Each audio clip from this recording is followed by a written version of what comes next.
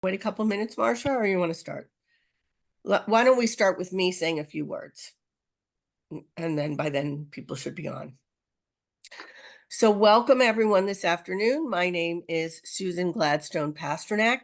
I am the current executive director of the Jewish Museum of Florida. And it is my great pleasure to welcome the founding executive director of the Jewish Museum of Florida, Marcia Jo Zerivitz, to be with us this afternoon to talk about the power of women in Florida Jewish history. I'm going to guess that most of you know Marcia and that she doesn't require much introduction, but I want to mention just a few things. First of all, I do want to just highlight that it was Marcia who traveled over 250,000 miles around the state of Florida, collecting the stories of Jews in Florida that enabled her to create Mosaic, that then enabled her to create the beautiful Jewish Museum of Florida, and now FIU as we know it today.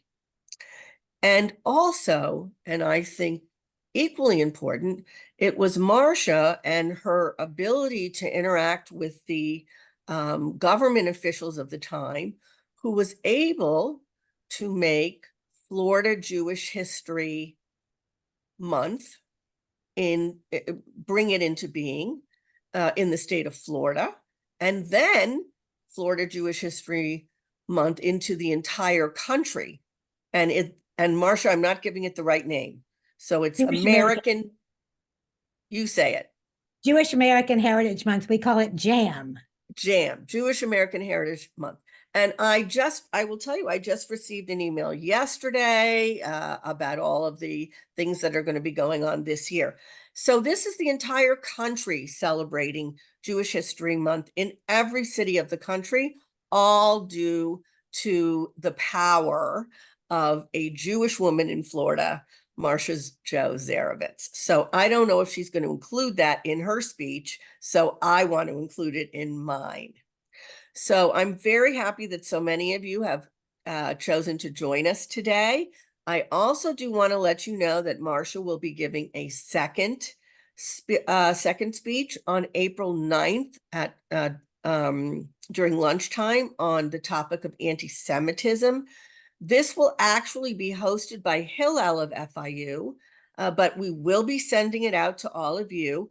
We're doing it with Hillel because, to Marcia's credit and an accurate point, it's very important that the young Jews of our community and of our world become aware of the perils of the rise of anti-Semitism in our world today. And to Hillel's credit, our Hillel at FIU, the FIU Hillel is very good at inviting non-Jewish students to join in their programming, because that's an incredibly important point as well, that we don't just reach out to our own, but that we also reach out to non-Jews with this very important message. So you'll be getting the exact time and the login for that, but it'll be on April 9th.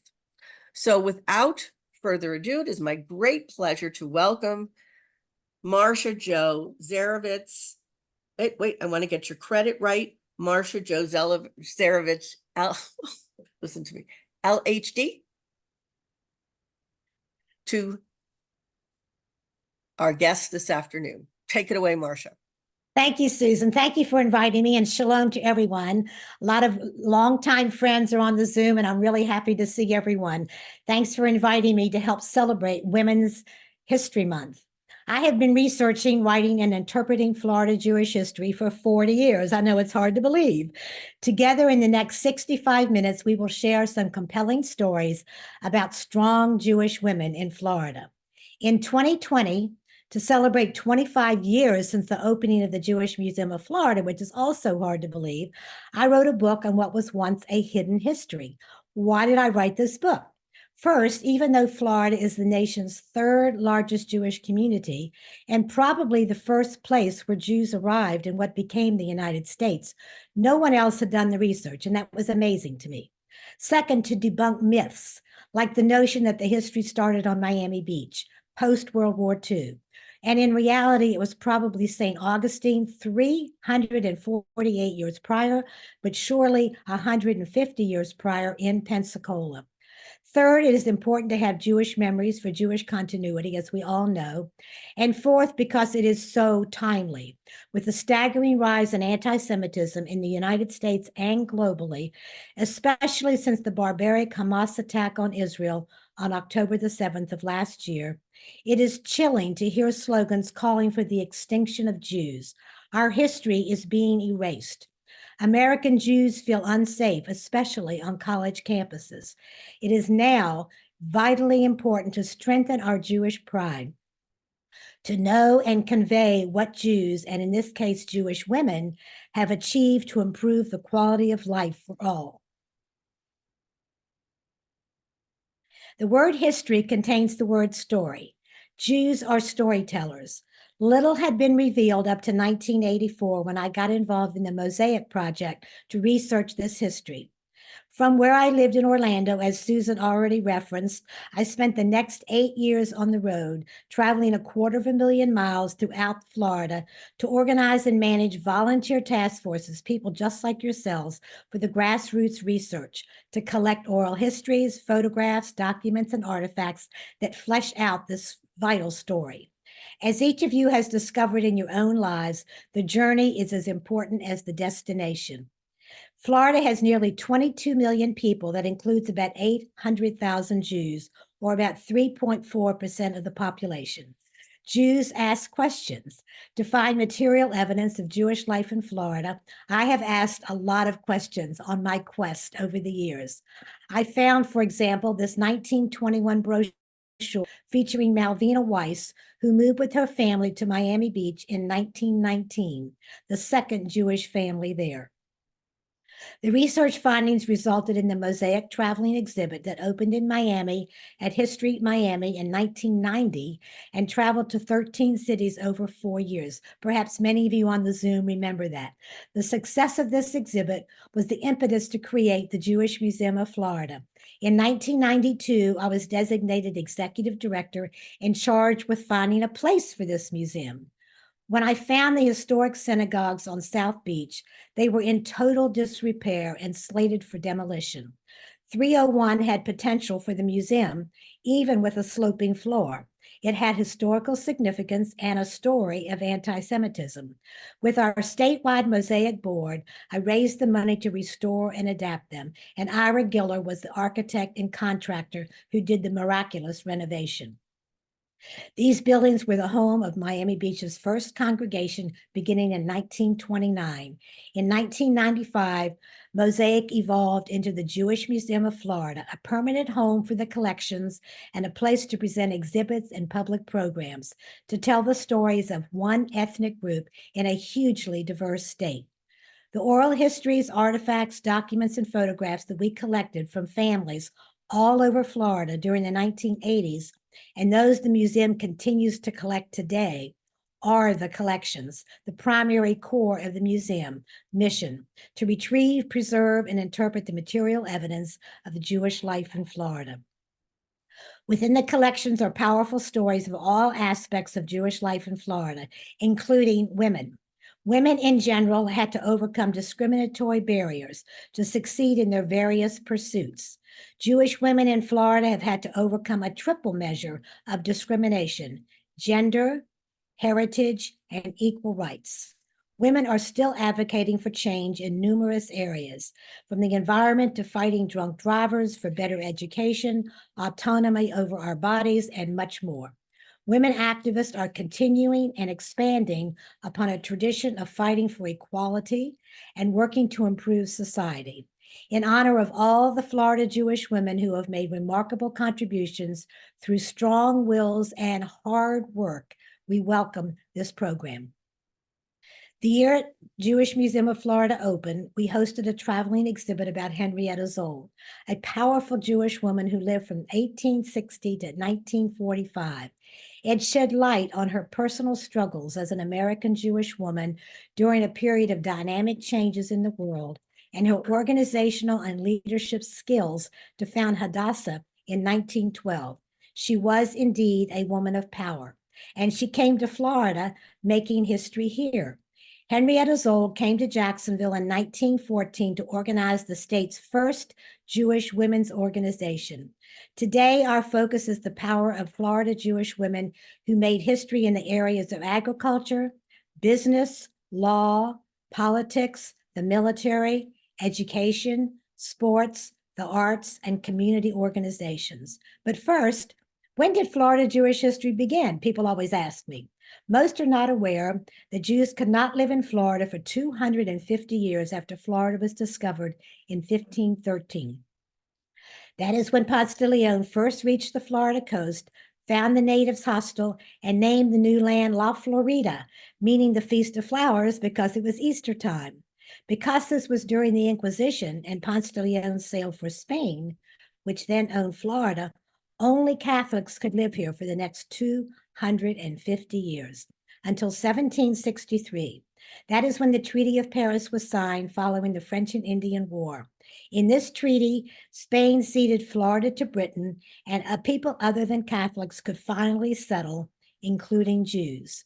These 1765 Pensacola minutes reflect the names of the 3 Jews who arrived in 1763. They bought property and stores, selling wood and dry goods, and they brought Jewish women to Florida. But they didn't stay very long because Florida was a very challenging place to live in the 18th century, if you can imagine. In 1821, 2 Spanish colonies of East and West Florida were transferred to the United States and became a single American territory. Louisa Marks Myers came to Pensacola in 1821 with her military officer husband, Samuel. In 1822, she gave birth to Virginia Myers, the earliest known documented Jewish child born in Florida. They moved seeking more Jews. Before there were women's organizations, pioneer Jewish women were writing history in Florida, displaying power long before they were given any credit. Emmeline Miley was the first known Jewish settler in Tampa Bay. At age 18, immigrant Emmeline married William only after he agreed to sell his slaves. They arrived in Thonotosassa, which is near Tampa, in 1844, cleared the land, built a log cabin, and planted the area's first orange groves. Emmeline survived the Indians, raised 12 children, and after William's death, expanded the grove herself. She is buried in Thonotosassa, where there is a Miley Road to honor her pioneer spirit. The oldest continuing Jewish family in Florida are the Dolinskys, who came from Prussia to Jacksonville by 1850. The family continues to live in Jacksonville and has 75 descendants in Florida into the 8th generation. Helena Dolinsky married a Tallahassee Jewish cotton plantation owner and businessman Robert Williams and gave birth to 5 daughters. Helena created an observant Jewish home, and all their daughters married Jews. I found this absolutely amazing when there were so few Jews in Florida in the 19th century, which is a statement of their adherence to tradition. This is the family in front of their home in 1897. In the early days of my research, I found that Helena and Robert Williams' first daughter, Rachel, was the first Jewish child born in Florida to this family, who had come in 1850 and remained here as Jews. But no one in the family had a photo of Rachel. And this was most frustrating for me, such an historic fact and no photo to prove it. It was not until 2018 that I got this photo I had been seeking for 35 years. I do not give up. I am very tenacious. The Jewish man she found to marry was Jacob Cohen, who had come to Orlando by 1873, opened retail stores, and was elected to the first city council there.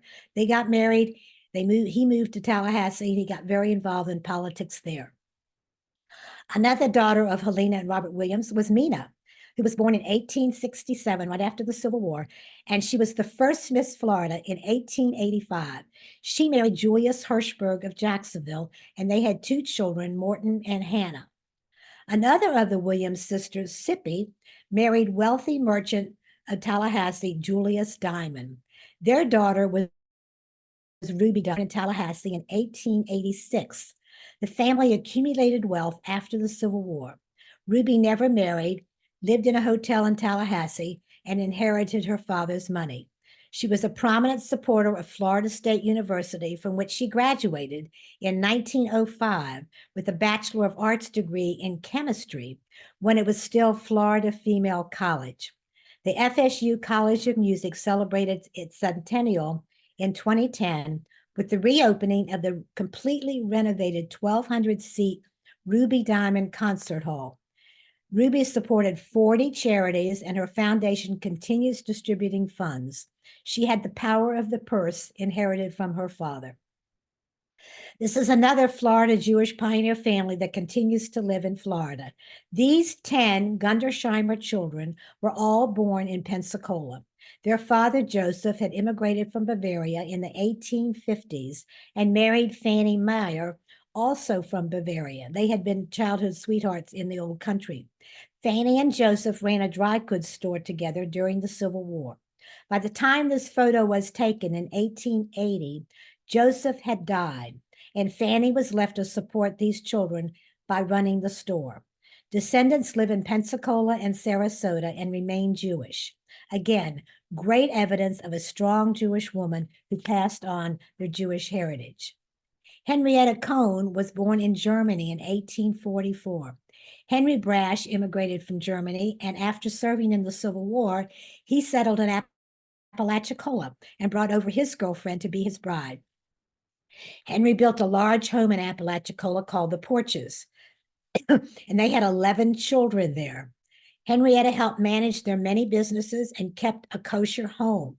Using a set of dishes brought from Germany, I show you a picture of one of the set. She prepared and served Shabbat dinners and Passover seders right on the beach in Apalachicola. She was an excellent seamstress, making all the clothing for the family, including wedding gowns. She outlived her husband by nearly 3 decades and managed to leave money to every grandchild when she died in Apalachicola in 1931. Her descendants are still Jewish, and some live in Florida. This is the Brash steamboat-style house built after the war. The house has complete wraparound porches on both levels. There are beautiful leaded glass panels in the house, and the kitchen is styled around an arch constructed of handmade bricks. This is still used as a private home more than 155 years later. Hannah Ratkowski was a daughter of the founder of Yeshiva University in New York City. She married Russian immigrant Marcus Winkel, who settled in Arcadia, Florida in 1890. They kept kosher, were avid Zionists, and together ran a 2,000-acre lumber mill. One day, while working in the mill, Hannah stepped on a rusty nail. One of the mill hands quickly grabbed a piece of salt pork and wrapped it around her foot so that the salt would draw out any infection. But Hannah was so upset that pork was touched her body in any way that she demanded that the family move to Jackson, where, quote, all of the Jews lived. That's where most of the Jews in Florida lived at that time, up until the 1930s. Jacksonville was the largest Jewish community. Their daughter, Charlotte, shown in this photo, became a resident of Sarasota decades later, and at the age of 90, she gave me this photo and others and stories of the family. These stories are evidence that it was the women who were responsible for the continuity of Jewish traditions. The top left photo is from the 1920 wedding of Gertrude and David Moses in Palm Beach, shown on the alligator, which is a symbol of Florida. They were founders of Temple Israel, the first congregation in Palm Beach, where David owned a florist shop on Worth Avenue. Gertrude was a daughter of Rosa Benjamin and Jacob Katz, who had a large wedding in Micanopy in 1886. On the lower part are their wedding photos. And you can surmise from the space devoted to the event on the front page of the Micanopy Gazette that it was a big deal in 1886, probably the first Jewish wedding in Micanopy. Shown left to right are Molly Robbins, Molly Newman, Rose Reese, and Sadie Katz with her daughter Anita. Each of these women was instrumental in the beginnings of Temple Emmanuel in 1936 in Fort Lauderdale and in Jewish and civic life in Broward County. Beginning in 1924, Sadie Katz, shown in the top left with her 2 children, operated Mac's Lady Shop. Note that the name of the shop was his name, not Sadie's, it's Mac's. She was involved in numerous civic organizations and helped raise funds for the hospital and War Memorial Auditorium in Fort Lauderdale. The lower photo is of the second anniversary of the Mac's department store in 1926. The window has a big cake shown for the second anniversary. 20 years after the beach photo that included her mom, Nancy Newman was the first Jewish majorette at Fort Lauderdale High School, where she made her own history. In 1974, when the Equal Credit Opportunity Act passed, women could finally legally get a bank account and credit card in their own name, 1974. And the custom slowly changed to give women their own names, imagine. But we have a long way to go to be really equal. Hopefully, the next, sorry, I forgot to turn my phone. Hopefully, the next generations will carry the banner for women's rights.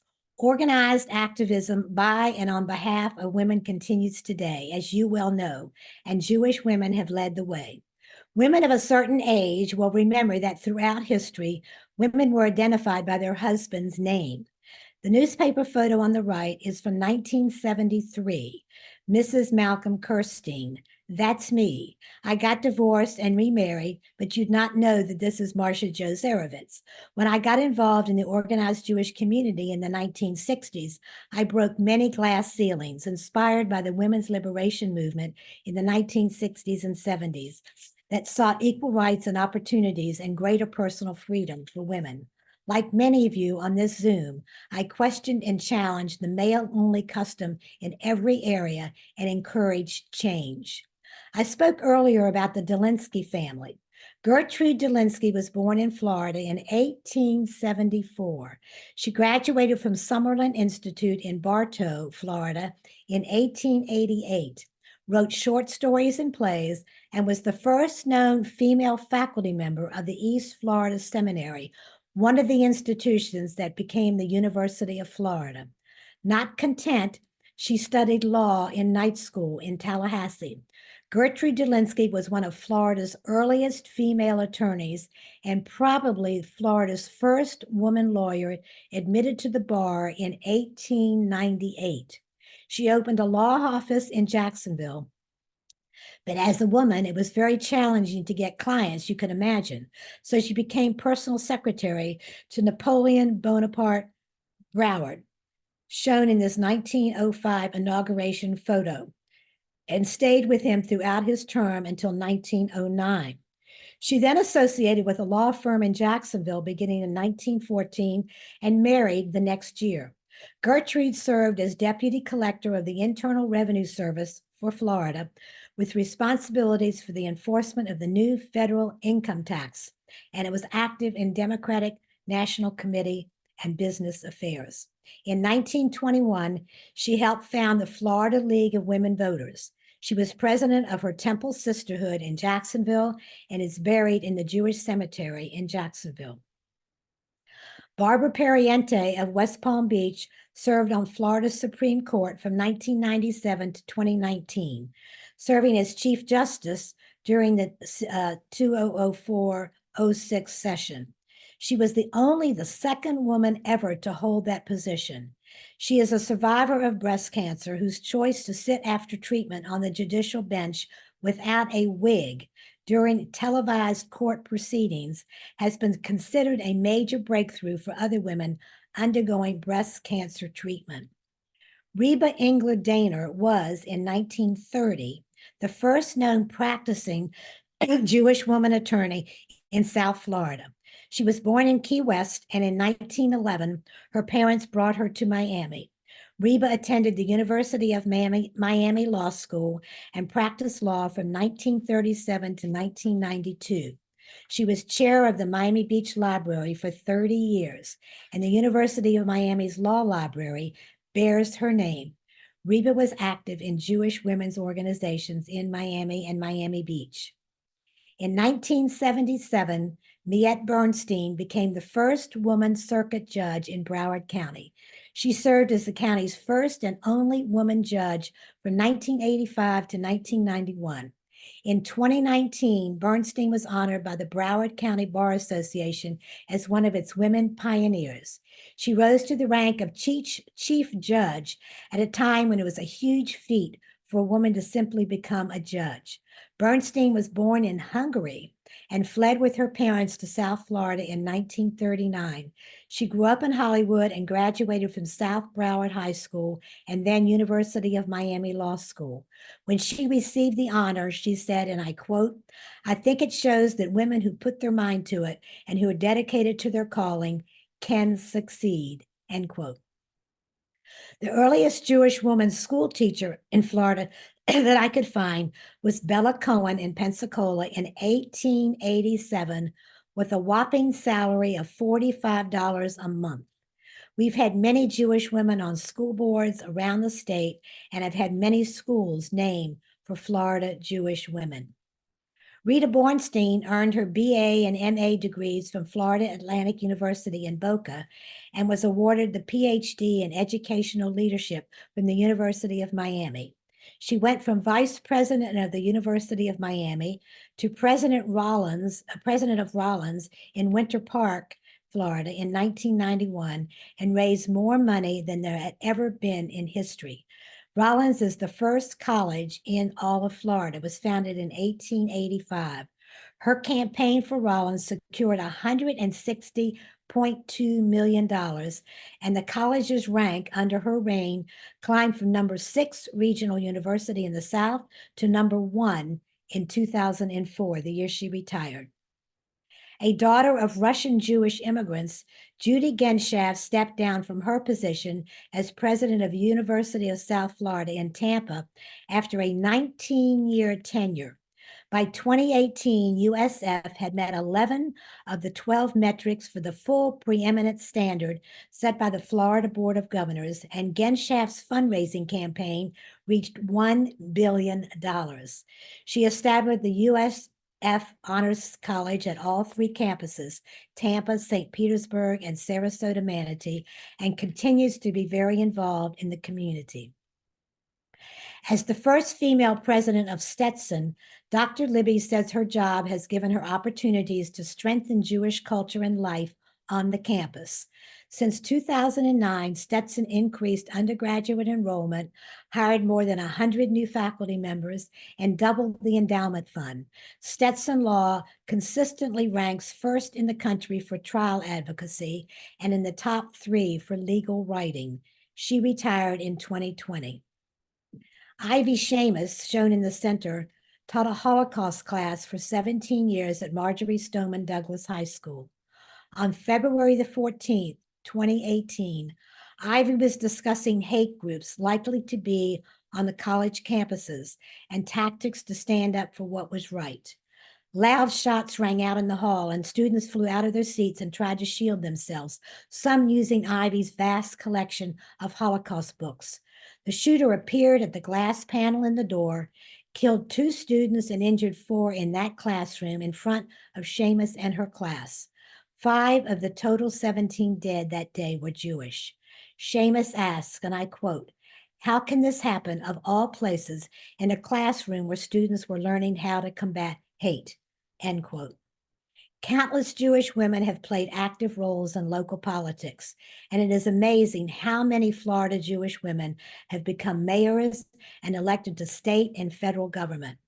Lou Ann Rosengarten Palmer came to Sarasota in 1948 as a performer with the Sailor Circus Show and served as mayor twice. Sandy Warshaw Friedman came to Tampa at age 2, graduated from the University of Miami, was a national junior tennis champion, and served as Tampa's first woman mayor. Mara Giolante transitioned from a volunteer who honed her leadership skills to serve her community. While mayor, she served on the board of directors of the Florida League of Cities, as chairman of the Workforce One Council, on the Governor's Commission on Drug and Alcohol Concerns, and on the Broward County Commission on the Status of Women. To honor her long dedicated service, there is a Mara Giolante Park in Emerald Hills that features a pavilion, picnic tables, basketball half court, and playground. Lois Frankel first served 14 years in the Florida legislature, starting in 1986, serving as State House Majority Whip, and then she became the first female House Minority Leader in Florida's history. She was elected mayor of West Palm Beach in 2003, then termed out. Frankel was the congresswoman in Florida's U.S. District 22, which is Broward and Palm Beach, from 2013 to 2017, and currently represents District 21 in the United States Congress. Elaine Gordon was a divorced single mother of 3 children in 1964 when she became a Miami advocate for equal rights. She was continually denied opportunities and was consistently passed over for jobs that were traditionally given only to men, simply because she was a woman. She even found that she could not establish credit as a single woman. She became one of the founders of the National Organization for Women, as well as the Florida Women's Political Caucus.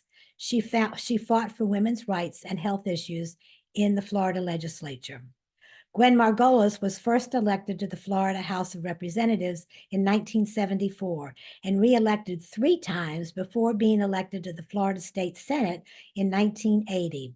She also served 8 years on the Miami-Dade County Commission, 6 years as chairman. In 2002, she was reelected to the Florida Senate, where she served until 2008. Susan mentioned that I started Florida Jewish History Month. Well, it was with Gwen's help that I was able to get that resolution passed in the Florida legislature in 2003. An effective and articulate public official and devoted community leader from Miami, Elaine Bloom served in the Florida House of Representatives for 20 years, beginning in 1974. She was Speaker Pro Tem 1992 to 1994 and authored more than 100 major laws that benefit our lives today. Senior advocacy issues were a top legislative priority for her. She helped create the Department of Elder Affairs and was the author of Florida's Community Care for the Elderly Act to enable frail elderly to be in their homes with periodic assistance. She wrote the legislation establishing the Agency for Healthcare Administration, which supervises all health facilities. Then she was president and CEO of Plaza Health Network Centers that serves adult and seniors in need of rehabilitation and skilled nursing care. Early in her career, Elaine Bloom became well known to radio and TV audiences of the South Florida area as host in 1977 of a weekly program on WPBT Channel 2 and of a daily radio talk show from 1979 to 1981 on WKAT. She has been involved with the Greater Miami Jewish Federation as either an officer of the Women's Division, member of the Federation Board, or often a prominent speaker. Her activities on behalf of Israel Bonds have produced results that have been widely acclaimed. When I asked Elaine for a photo for my book, she provided this one with her husband, Judge Philip Bloom, on the far right, and her close friends, because she always considers community. Elaine is an all-around Jewish woman of power. A graduate of the University of Florida, Nan Rich's community involvement includes decades of advocacy and activism on behalf of women, children, and families. In 1996, she was the first Floridian to be elected as national president of the National Council of Jewish Women. In 1999, she was appointed by President Bill Clinton as a board member of the U.S. Holocaust Museum in Washington. Recognized as one of the most passionate members of the Florida legislature, Nan Rich was first elected to the state Senate in 2004 after serving 2 terms in the House of Representatives. She was the first woman to be elected Democratic leader in the Senate, a position she held from 2010 until she was term limited in 2012. She was elected to serve as the Broward County District 1 Commissioner in November of 2016 and is currently the mayor of Broward County. Not only is Daniela Levine Cava the first woman to ever hold this position in Miami-Dade County, she is also the first Jewish woman to hold this position. Every previous mayor has been male and mostly right-leaning. Nevertheless, a progressive Jewish woman overcame this convention in 2020, following a 40-year career as a relentless advocate for South Florida families in public service and elected leadership. Congresswoman Wasserman Schultz attended the University of Florida, where she served as president of the Student Senate. At 26, Debbie Wasserman Schultz became the youngest female legislator in the state's history. She served 8 years in the Florida State House of Representatives and Senate. In 2004, she was the first Jewish congresswoman ever elected from the state of Florida, representing the 23rd District and now the 25th District, parts of Broward and Miami-Dade counties. She has earned the respect of her colleagues for working tirelessly. She has been a defender of Social Security and Medicare and is strongly committed to expanding access to quality and affordable health care, preventing gun violence, and defending the fundamental rights of women. After announcing her own battle with breast cancer in 2009, she introduced the Early Act to increase breast cancer education and awareness. She also helped write and pass the PALS Act, P-A-L-S, to increase young women's access to mammograms. She served as chair of the Democratic National Committee. Currently, she served as a ranking member on the Appropriations Committee in the United States Congress. She has demonstrated her ability to pass meaningful legislation in a bipartisan fashion. In 2005, when she was at the Jewish Museum of Florida to receive a glass ceiling award, I asked her if she would sponsor federal legislation to have a national month to recognize American Jewish contributions to the fabric of our nation. She responded enthusiastically and teamed up with former Republican Senator Arlen Specter of Pennsylvania to write a resolution passed unanimously by both houses of Congress and signed by President George Bush to declare each May as Jewish American Heritage Month. We call it JAM, to reduce anti-Semitism, hate, and bigotry. The month was formally announced at our Jewish Museum of Florida in 2006. Since the 19th century, Florida Jewish women have created and run businesses, both solo and as partners. When Henry Flagler brought his railroad to West Palm Beach in 1894, some Russian Jews who had come to New York heard of the opening of South Florida and headed here to open stores on Clematis Street. When Miami was founded as a city in 1896, there were 16 businesses. 12 of those were owned by Jews and one by a Jewish woman, Julia Frank, who had the first women's clothing store. She was widowed that year and left as sole supporter of her large family that continues to live in Florida today. In spite of restrictive covenants and land deeds that prevented Jews from living north of Fifth Street on Miami Beach, this Hungarian Jewish family came from New York City to Miami Beach in 1913. Miami Beach was not even a city till 1915. They settled at the tip of the beach and were very successful. Jenny Weiss was behind the genesis of Joe's Stone Crab Restaurant on Miami Beach, and women in the family have directed that restaurant business for 4 generations in the same location. Joe's was the first restaurant on Miami Beach and is arguably the most famous restaurant in the entire state. The Stone Crab story goes like this. In 1921, there was a Harvard ichthyologist who was working in the Atlantic Ocean right off the coast of where the restaurant was, and he brought a crab into Jenny to ask her to cook it up so they could eat it. They tried it hot. It was awful. So Jenny, the smart one, said, let's chill it, and that is history. Rose Weiss, not a relationship to Jenny Weiss at all, but Rose Weiss came to Miami Beach in 1919 and bought an apartment building to live in one unit and rent out the others. She spent her life improving the services and institutions offered by the city of Miami Beach. She earned her nickname Mother of Miami Beach with her persistent efforts to organize welfare services for the needy in the area. Following the 1926 hurricane that struck Miami Beach, Rose Weiss became an official representative to the Red Cross. She said, my house was turned into an emergency station for milk.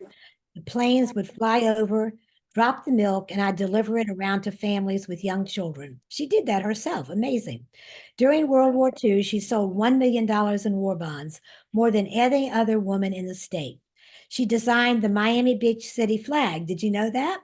It was adopted in 1950. Though she never held public office, she attended every city council meeting between 1921 and 1959. When the Miami Beach Chamber of Commerce was founded in 1921, Rose Weiss joined and recruited a good number of the initial members. Her home served as the meeting place when a committee was formed in 1927 to found Congregation Beth Jacob, whose buildings now house the Jewish Museum of Florida, FIU.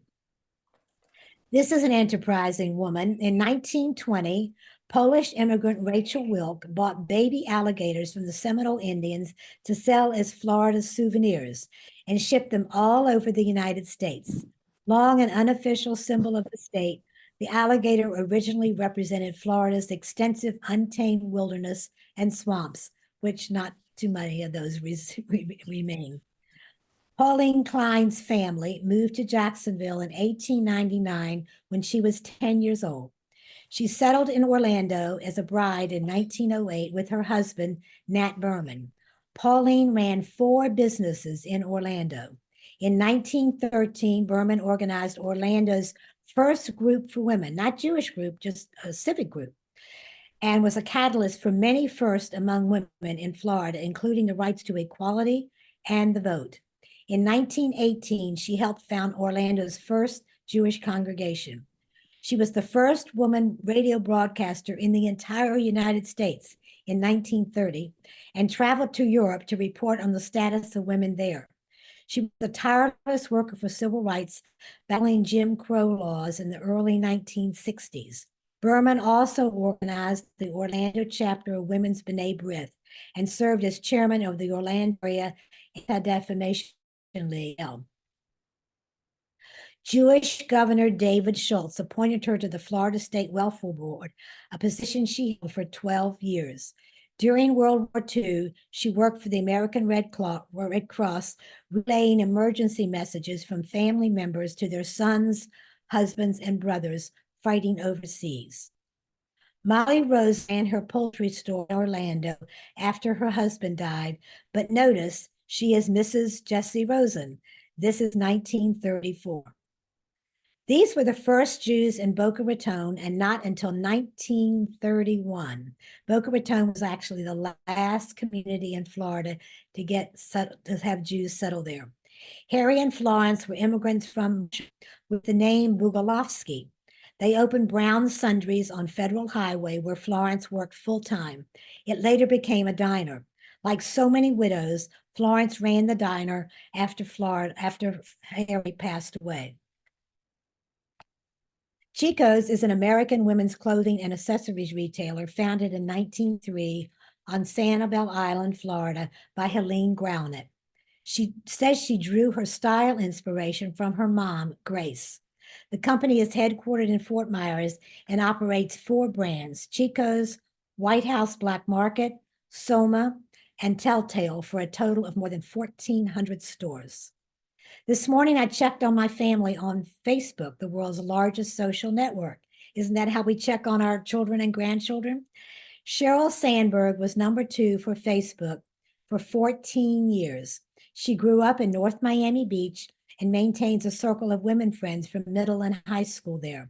Perhaps you have read Lean In, one of her books that came out in 2013, encouraging women to assert themselves at work and at home.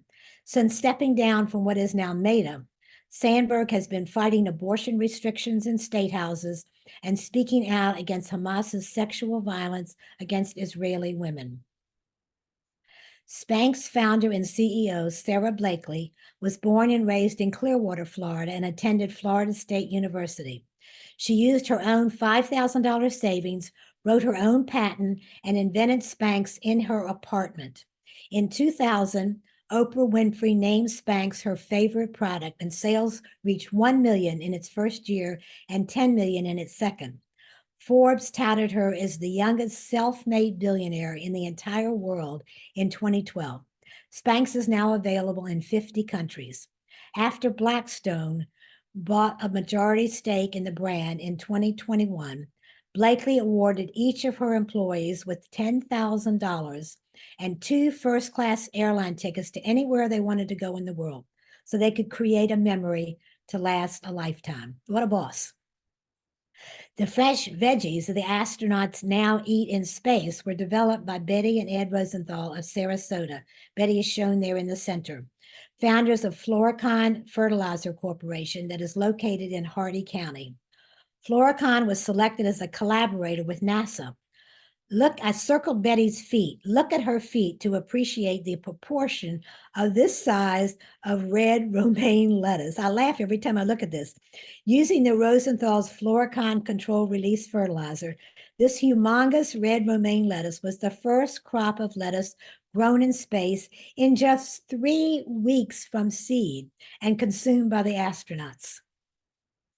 Nikki Grossman, born and raised in Miami Beach, served as president of the Greater Fort Lauderdale Convention and Visitors Bureau for 21 years.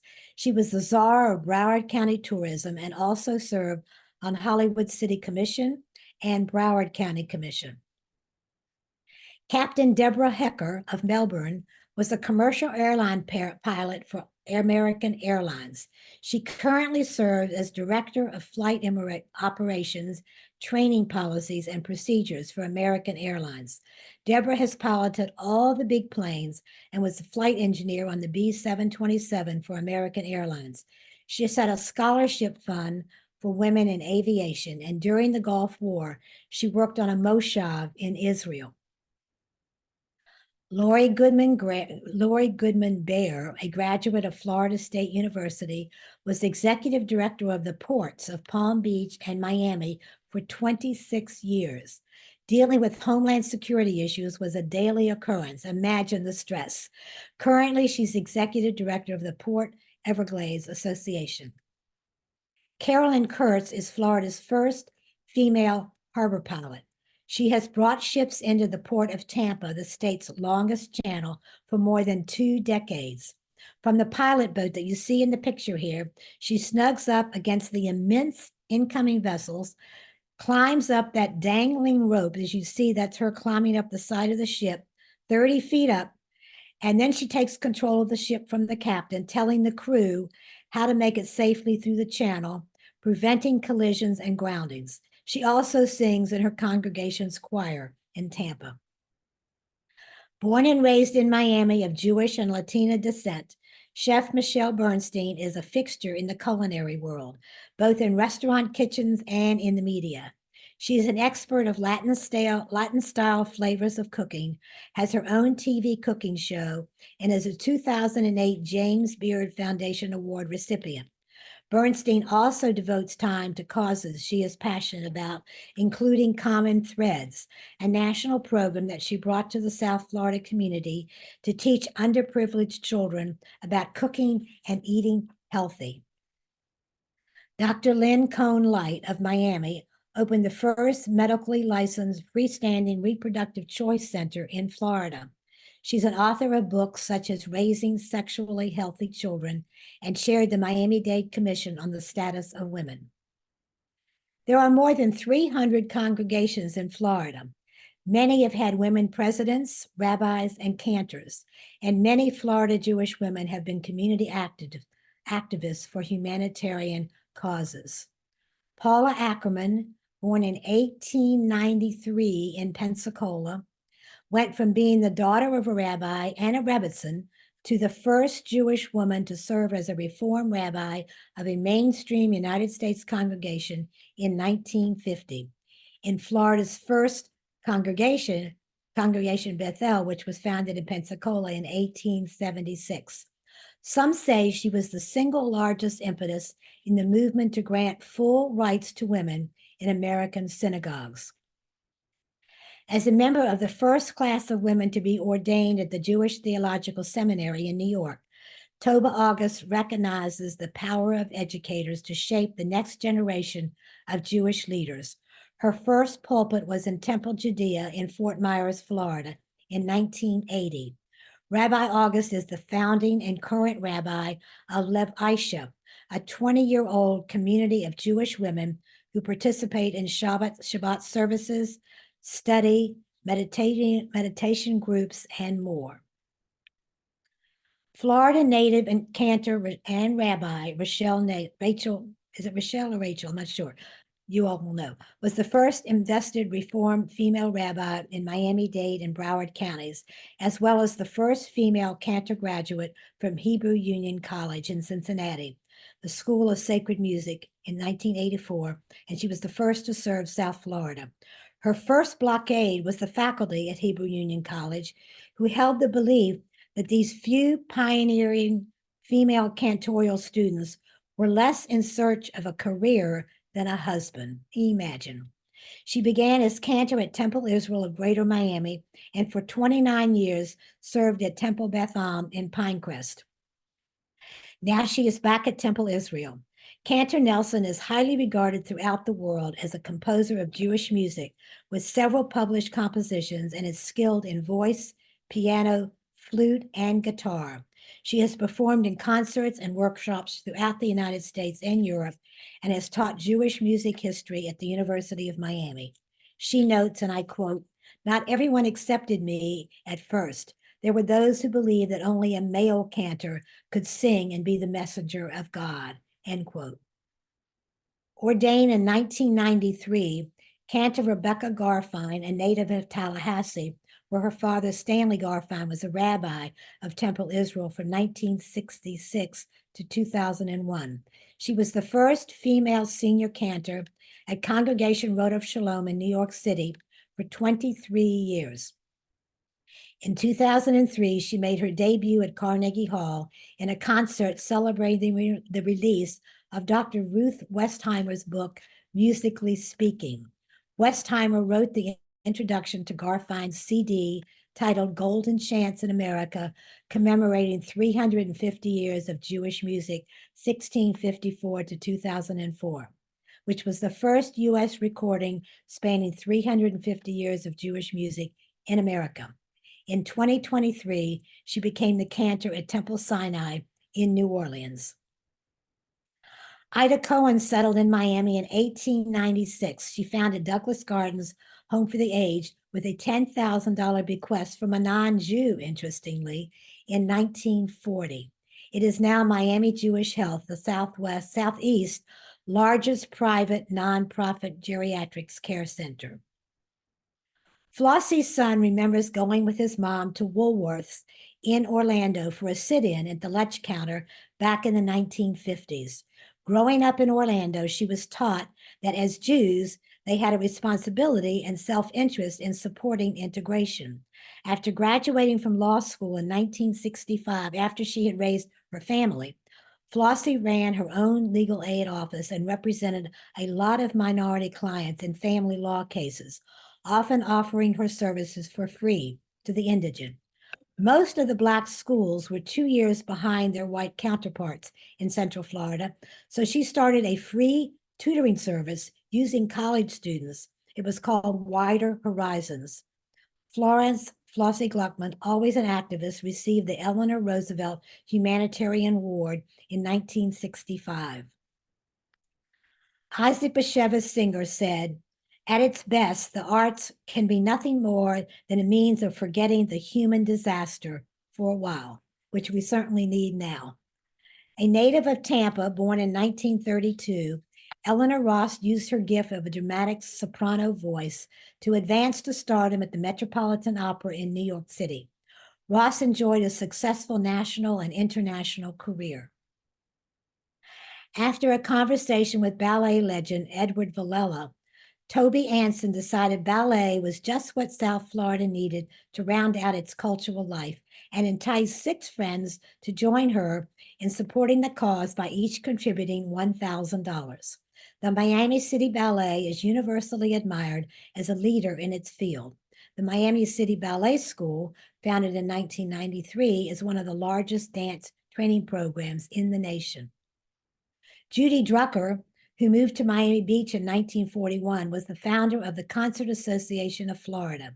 She wanted to become an opera star as a young girl. Instead, she brought the great musical talents of the world to South Florida. At a time when impresarios had been only men, Judy turned Miami Beach into one of the greatest cultural capitals of the world. Judy began by presenting concerts for Temple Beth Shalom on Miami Beach, using local talent. By 1968, she was bringing world-famous performers, including Pavarotti. As a result, South Florida has become an important stop on any classical concert tour. She served as president for 40 years. Ruth Walkowski Greenfield, originally from the Key West Walkowski family, where her family settled in 1885, opened the first integrated school for the cultural arts in Miami in 1951. E.L. Kenningsburg settled in Jacksonville in the 1960s and wrote and illustrated 20 children's books and young adult fiction.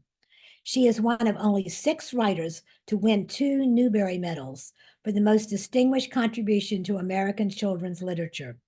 From the Mixed Up Files of Mrs. Basil E. Frankwaller, that was published in 1968, chronicles the adventures of siblings who became involved in solving a mystery while hiding out in New York's Metropolitan of Art. That novel became a feature film in 1973 with Ingrid Bergman and a TV movie in 1995 with Lauren Bacall. Maybe some of you saw that.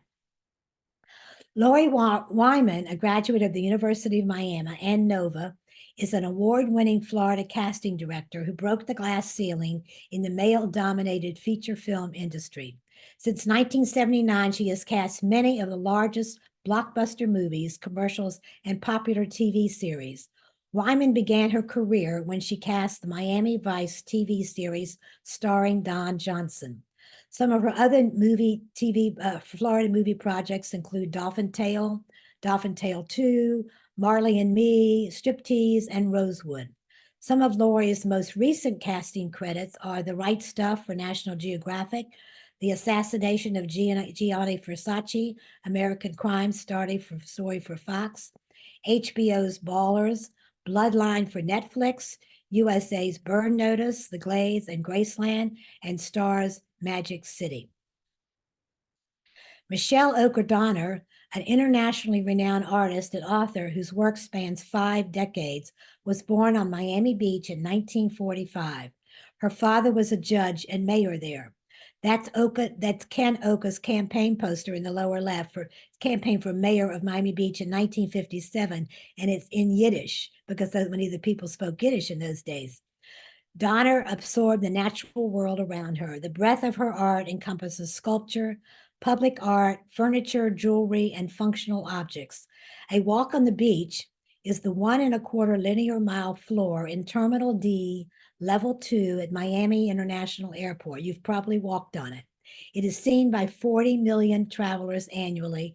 It is composed of 9,000 bronzes embedded in terrazzo with mother of pearl. This is a rendering of Janet Eckelman's bending arc sculpture at the waterfront pier in downtown St. Petersburg, which is where I live, that was installed in 2019. It was her first in Florida. Her public art is displayed on 5 continents. She said, and I quote, "I chose this title, Bending Arc, for my largest permanent piece to date because it is about inclusion, embracing everyone to come to this place," end quote. It's 428 feet by 76 feet. It's humongous. The billowing net sculpture required 84 miles of twine and more than 1 million knots woven into the custom-colored polytetrafluoroethylene fiber. Eckelman is a 4th-generation Floridian in the Ripa pioneer family who came from Romania to Key West in the 1880s. Then some went to Tampa, where she was born. Her work intersects sculpture, architectural, urban design, material science, structural and aeronautical engineering, and computer science. Her TED Talk, Taking Imagination Seriously, has been translated into 35 languages. Oprah Winfrey ranked Eckelman's work #1 on her list of things to do that make you say, wow. And she received the Smithsonian American Ingenuity Award in Visual Arts, honoring the greatest innovators in America today. This is one of the largest performing arts centers in the nation, with nearly 5,000 seats in 3 halls and more than 300 annual performances. Business leader Adrienne Arsh donated $30 million to the construction cost. Arsh moved to Miami in 1996 to run her family-owned bank, Total Bank. Arsh was the first woman to receive the Carnegie Hall Medal of Excellence in 2017. You recognize Barbara Walters. The original surname was Warmwasser. It's hard to say. That's why they changed it to Walters. Barbara was a broadcast journalist, author, and television personality. Known for her interviewing ability, Walters appeared as a host of numerous TV programs, including Today, The View, 2020, and the ABC Evening News. But did you know that she lived on Miami Beach and went to public schools beginning in 1939 for the 5th through 7th grades? She lived on Miami Beach again after 1 year in New York City.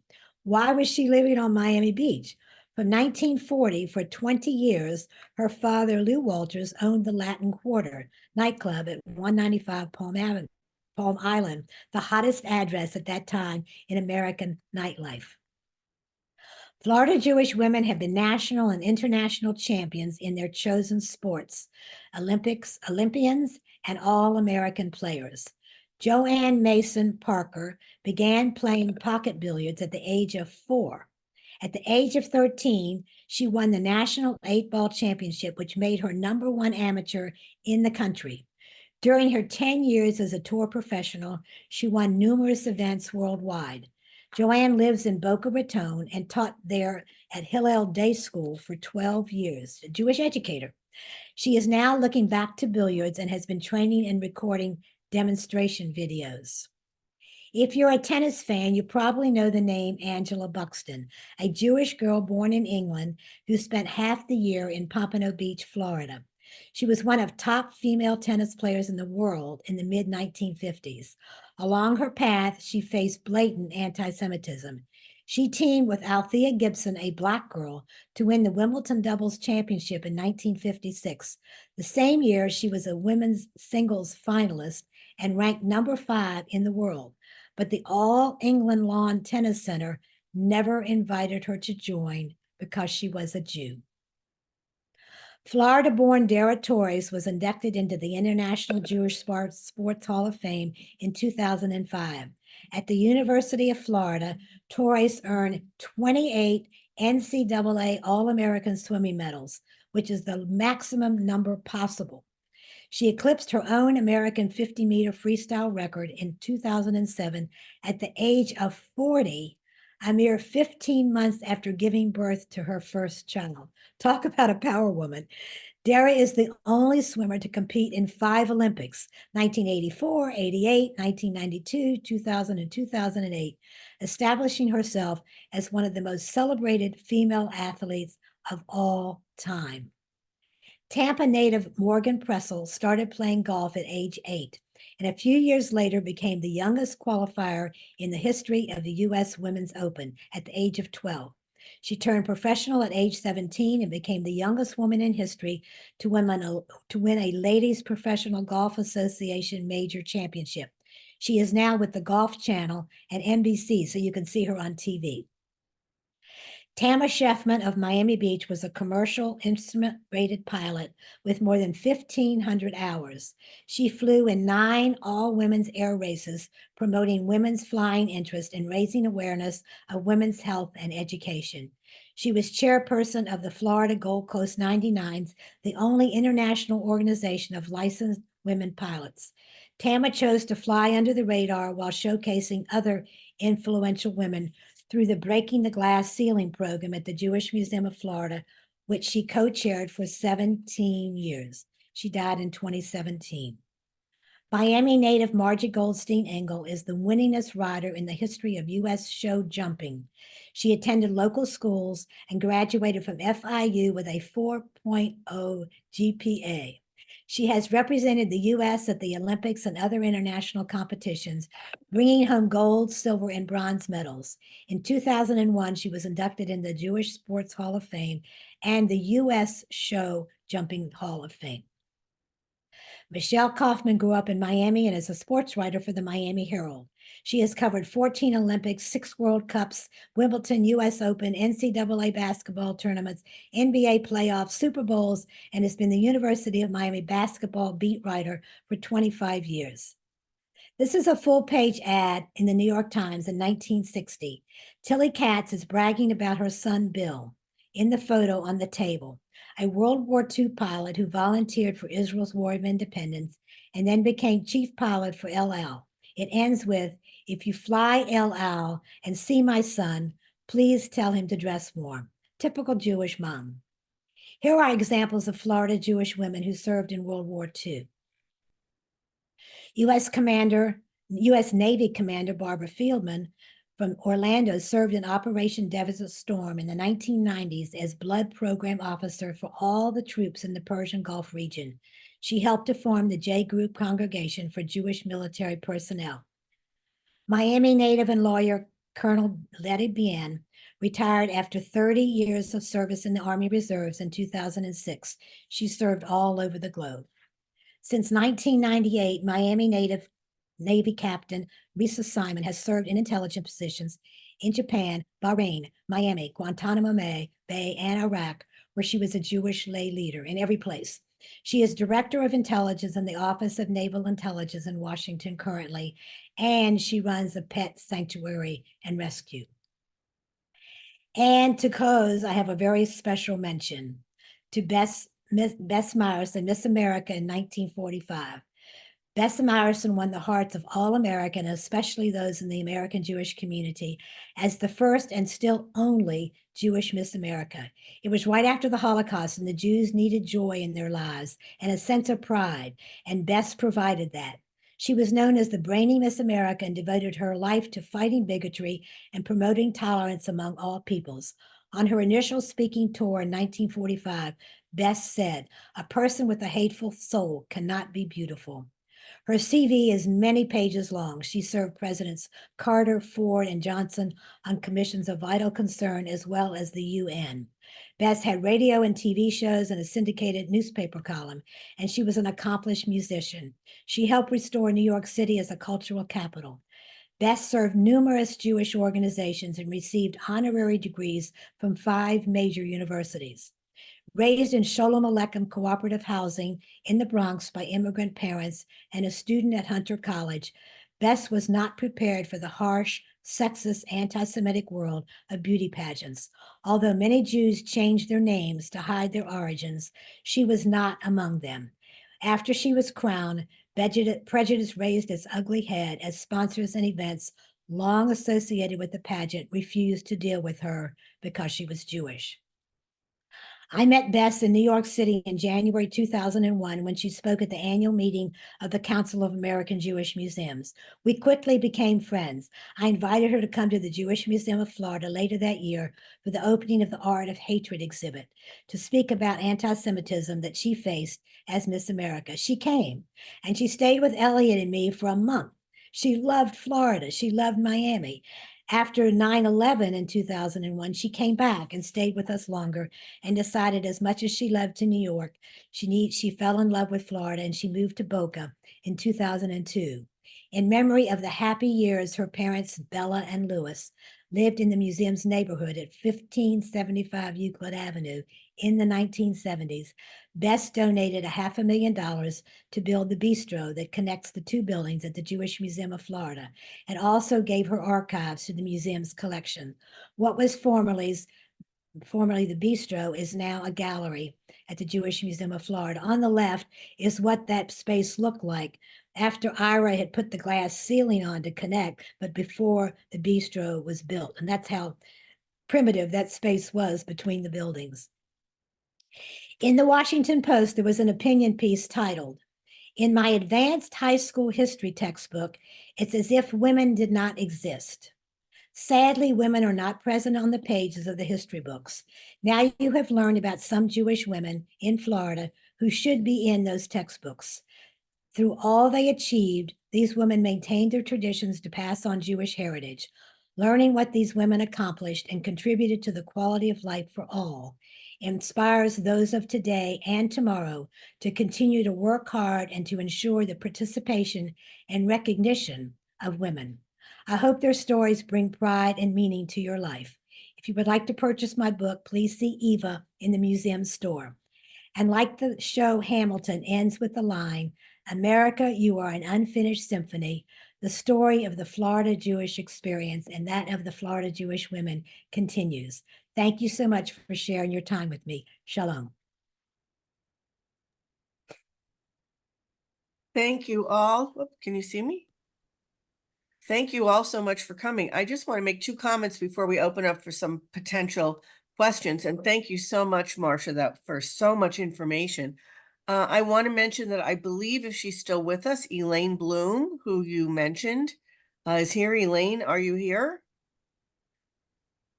Are you still here to say hello? And I think I also saw Lori Dubbin. Are you still with us? Elaine Lori? Bloom, can you hear me? Yes. Hi, There you Elaine. are. Well, you were mentioned, and so I wanted, to you to show yourself. I think that Marcia Zerivitz has done an incredible job. I'm honored to know you. I'm honored to be included in the book, but I'm also so thankful for what you've accomplished. It's immense, it's marvelous, and I think we should buy a number of books to give it to as many people as we can. I will do so. Okay. And Lori, are you still with us? Yes, I'm here. Okay, well, let's do a plug for your book. Marcia, Oh, thank you. Lori has written a book about the tennis story. About Angela Buxton and her tennis partner, Althea Gibson. I didn't know that. It's coming in on September 10th. And you can pre-order it on Amazon or Barnes and Noble or Books and Books. Well, I'm glad I mentioned it. I didn't even know that. Yeah, it was I a know. I need great to get a copy picture. of the book. Right. And of course, Thank here's you. Marcia's book Thank you so for much. any of you who might not be familiar with it. And we might have time for one or two questions. Does anybody, do you know how to put the hands up? Daniel, can you monitor that? Can you see any hands up? Sure thing. I think you were so comprehensive, Marcia, that we may not have any I additional questions. didn't cover everybody because that would take weeks and months, but I know, but it was very very comprehensive. I did want to mention the two, people that were on with us today. Thank you so much, Marcia, for giving us your time. Thank you to all of you for joining us. Again, let me remind you that Marcia will be speaking again on April 9th about anti-Semitism. So be on the lookout for the login for that. We look forward to seeing you all then. Thank you so much for joining us today. If anyone has any questions they think about, they can email me. My email is on the screen. Okay, thank you. Thank you, everyone. Have a great rest of the day. Thank you so much, Marcia. It's always a pleasure.